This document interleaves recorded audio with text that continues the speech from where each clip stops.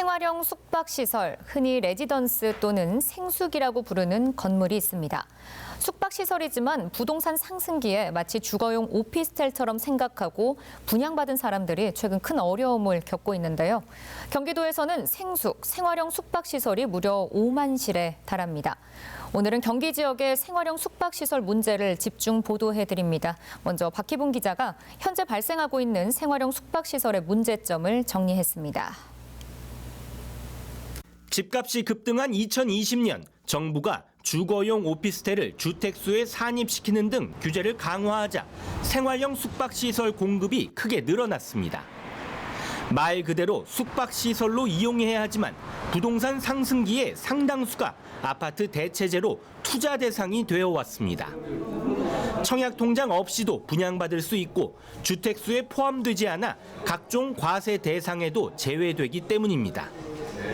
현재 경기도에 있는 생활형 숙박시설은 49,690실로 전국에서 가장 많습니다. 이 가운데 사용 중인 곳이 38,000여 실, 나머지는 공사가 진행 중입니다. 문제는 숙박업 신고를 한 생숙이 16,220실에 그쳐 사용 중인 생숙의 42%만 합법적으로 사용되고 있다는 겁니다. 정부는 우선 숙박업 신고의 기준을 낮춰 사용 중인 생숙의 합법화를 유도하기로 했습니다. 기존에는 30실 이상이거나 독립된 층 또는 건물 연면적의 3분의 1 이상일 때만 숙박업 신고를 할 수 있었지만 지자체별로 조례를 개정해 30실에서 20실 또는 10실 등으로 숙박업 신고의 기준을 낮췄습니다.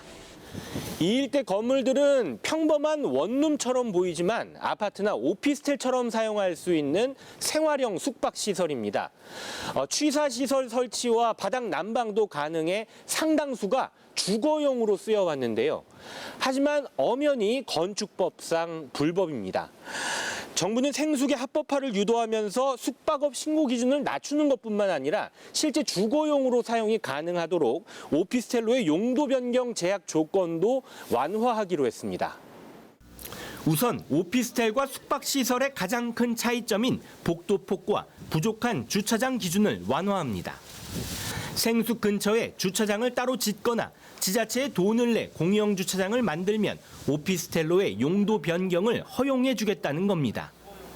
복도폭 기준의 경우 생숙은 1.5m, 오피스텔은 1.8m로 용도 변경 시 확장이 필요했는데 생숙이 피난시설과 방화 설비를 보강한다면 복도폭 1.5m도 인정해 주기로 했습니다.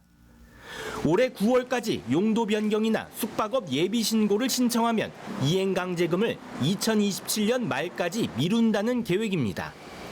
하지만 이 과정에서 가장 큰 걸림돌은 거주자들이 부담해야 하는 비용입니다. 오피스텔에 맞는 기준을 갖추지 못했을 때 이 부분들을 보완하기 위해서는 어느 정도 비용 지출이 수반될 수가 있는데 현재로서는 법적인 길은 열려 있다고 하더라도 실제로 어느 정도 물량이 기존 생숙에서 오피스텔로 전환될지는 아무래도 시간을 두고 지켜볼 필요가 있습니다. 경기도는 숙박업으로 등록되지 않은 생숙을 1,000호 이상 보유한 지역, 수원과 화성, 안산, 평택, 오산 등 도내 7개 지역에 합법적인 전환을 지원하는 센터를 마련했습니다.